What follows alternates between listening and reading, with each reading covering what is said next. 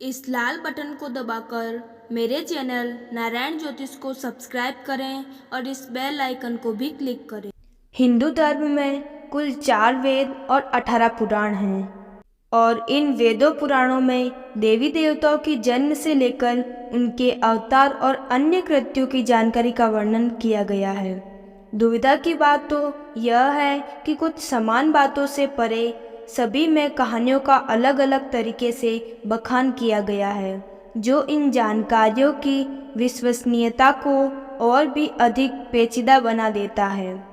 पुराणों में त्रिदेव कहे जाने वाले ब्रह्मा, विष्णु और महेश के जन्म से जुड़ी कहानियों का उल्लेख भी किया गया है, जहाँ एक तरफ वेदों में भगवान को एक निराकार रूप का दर्जा दिया गया है, वहीं दूसरी तरफ पुराणों में त्रिदेवों के जन्म से संबंधित कहानियों के बारे में बताया गया है। आज हम बात करेंगे देवों के देव महादेव यानी शंकर भगवान की कहानी। भोलेनाथ के जन्म से जुड़ी कई कहानियां हमें पुराणों में पढ़ने को मिलती है। इन्हीं कहानियों में से हम जानेंगे कि आखिर शिव जी का जन्म कब हुआ और उनके जन्म के पीछे की वजह क्या थी। भगवान शिव का जन्म कैसे हुआ। विष्णु पुराण की कथाएं कहती हैं कि भगवान शिव का जन्म भगवान विष्णु के माथे से उत्पन्न हुए तेज से हुआ है। माथे के तेज से ही जन्मे होने के कारण भगवान शंकर सदैव योग मुद्रा में रहते हैं। इतना ही नहीं, विष्णु पुराण में वर्णित भगवान शिव के जन्म की कहानी उनके बालपन का एकमात्र वर्णन है, क्योंकि और कहीं भी उनके जन्म से जुड़े साक्ष्य नहीं पाए जाते। विष्णु पुराण में वर्णित भगवान शिव के जन्म की कहानी कुछ इस प्रकार है कि ब्रह्मा को एक बच्चे की जरूरत थी। अपनी इस इच्छा को पूरा करने के लिए उन्होंने कठोर तपस्या की। उनकी तपस्या के फल के तौर पर एक रोता हुआ बालक उनकी गोद में आ गया। जब ब्रह्मा जी ने इस रोते हुए बालक को देखा तो यह सवाल किया कि तुम रो क्यों रहे हो। इस पर वह बालक बोला कि उसका नाम ब्रह्मा नहीं है, इसलिए वह रो रहा है। उस नन्हे मासूम बालक की बात को सुनकर ब्रह्मा ने उसे नाम दिया रुद्र। इसका अर्थ था रोने वाला। परंतु बालक रूप में बैठे भगवान शिव तभी चुप न हुए। इस तरह बालक शिव को चुप कराने के लिए ब्रह्मा जी ने 8 नाम दिए।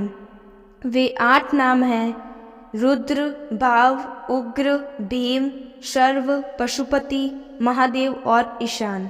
यही वजह है कि भगवान शिव इन सभी नामों से भी जाने जाते हैं।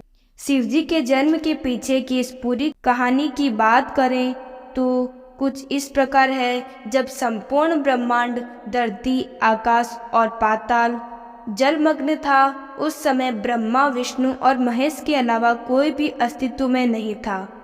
उस दौरान केवल भगवान विष्णु ही थे जो जल में शेषनाग पर विश्राम करते हुए नजर आ रहे थे। तभी ब्रह्मा जी भगवान शिव की नाभि से प्रकट हुए। फिर भगवान शिव की उत्पत्ति माथे के तेज से हुई। ब्रह्मा जी ने शिव जी को देखा तो पहचानने से साफ इनकार कर दिया। ब्रह्मा के इनकार से भगवान विष्णु को यह भय सताने लगा कि कहीं शिव जी रूठ न जाए, जिस कारण उन्होंने ब्रह्मा जी को दिव्य दृष्टि प्रदान की, जिससे उन्हें शिव जी के बारे में स्मरण हो आया। सब कुछ स्मरण होते ही ब्रह्मा जी को अपनी गलती का आभास हुआ और उन्होंने शिव जी से माफ़ी मांगी। साथ ही ब्रह्मा जी ने शिव जी से अपने पुत्र के रूप में जन्म लेने का आशीर्वाद भी मांगा। भगवान शिव ने ब्रह्मा जी को माफ़ करते हुए उन्हें आशीर्वाद प्रदान किया। इसके बाद भगवान विष्णु के मेल से उत्पन्न हुए। मधु के टब के वध के बाद जब ब्रह्मा जी ने संसार की रचना करना आरंभ किया, तब उन्हें एक बच्चे की जरूरत पड़ी। उसी समय उन्हें भगवान शिव से मिला आशीर्वाद याद आया। आशीर्वाद को पाने के लिए उन्होंने तपस्या की और फिर एक बालक उनकी गोद में प्रकट हो गया। भगवान शिव के पिता कौन हैं? विष्णु पुराण की माने तो शिव जी के पिता ब्रह्मा जी हैं, जिन्होंने शिव जी से अपने पुत्र के रूप में जन्म लेने का आशीर्वाद मांगा था। फिर समय आने पर सृष्टि के निर्माण के समय शिवजी ने ब्रह्मा जी के पुत्र के रूप में जन्म लिया। भगवान शिव स्वयं इस संसार के गुरु माने जाते हैं, जिन्होंने इस संसार में गुरु शिष्य की परंपरा का शुभारंभ किया था। हिंदू धार्मिक ग्रंथ कहते हैं कि ब्रह्मा जी और शिव जी इस संसार के सबसे पहले गुरु हैं। जहाँ ब्रह्मदेव ने अपने मानस पुत्र को शिक्षा प्रदान की थी, वहीं भगवान शिव ने अपने 7 शिष्यों को शिक्षा प्रदान की थी। इन्हीं 7 शिष्यों को सप्त ऋषियों का दर्जा दिया जाता है। शिव पुराण में जन्म से जुड़ा शिव का रहस्य कहता है कि भगवान शिव का आदि और अंत से कोई संबंध नहीं है, वे काल और मृत्यु के चक्र से बिल्कुल परे हैं।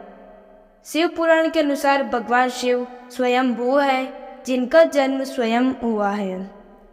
जिस प्रकार शिव स्वयंभू है, उसी प्रकार नर्मदा नदी से निर्मित होने वाली शिवलिंग को भी स्वयंभू माना जाता है। इसके पीछे की वजह यह है कि उन शिवलिंग को कहीं से निर्मित नहीं किया गया है, वे खुद ही नर्मदा नदी से निर्मित होकर निकले हैं।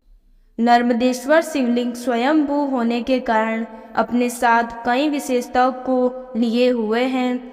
जिस घर में भी इस स्वयंभू शिवलिंग को पूजा जाता है, वहाँ भगवान शिव का आशीर्वाद सदैव बना रहता है, सभी बिगड़े काम बनने लगते हैं। धन्यवाद। आपको मेरी यह कहानी कैसी लगी? अगर अच्छी लगी हो तो इस वीडियो को लाइक करें और मेरे चैनल को सब्सक्राइब करें।